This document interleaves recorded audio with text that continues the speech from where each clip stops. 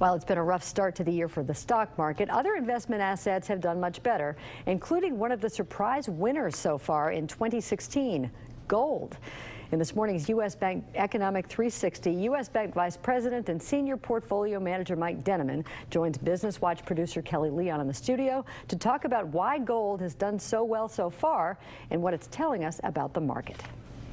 Thanks, Peg.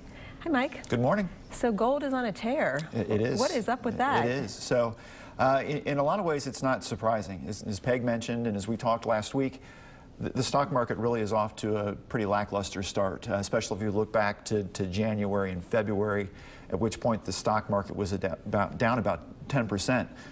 Gold is viewed by many investors as what they call a safe haven or a hedge. So if things are going poorly for the stock market or for the economy, people tend to gravitate towards gold. So stock market down, gold going up. So gold's up about 15% so far this year. And again, not terribly surprising when you think about all the things the market has been concerned about: China and the economy in Europe, the price of oil, the Fed, so on and so forth. These are the types of worries that historically have driven people towards gold.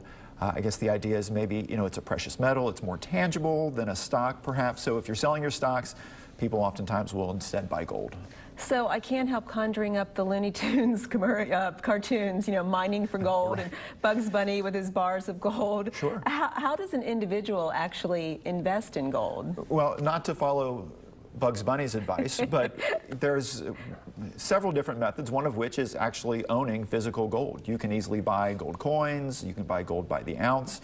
And so again, for a lot of investors, especially if you're going to own it for a longer period of time, having that physical, tangible gold is appealing.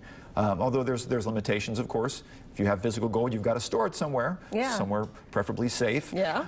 And then if, again, you're not looking to the long term, if you want to own it only for a short period, maybe it's a nuisance to go out and buy some gold coins and then turn around and sell them again quickly. So if that's more in your line of thinking, then there are a lot of mutual funds, exchange-traded funds out there that invest in gold or gold futures, so you could do it, it's as easy as going out and buying a stock or bond. And then, of course, there are also publicly traded mining companies. So these are stocks that are available for companies that mine gold. If you're interested in owning gold, naturally owning a gold miner would fit the bill. So, like Bugs Bunny. Sure. So what does this focus on gold tell us about the market? Well, that's interesting. The price of gold can sometimes reveal some interesting things about the market and the economy, although right now we seem to be getting some mixed messages. Like I said, when the stock market is down, not surprising to see gold go up.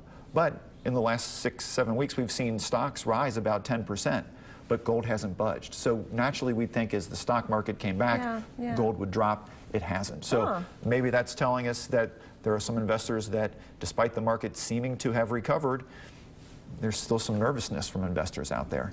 And then also, gold often viewed as a hedge against higher inflation. So if inflation were rising, we would expect the price of gold to rise as well.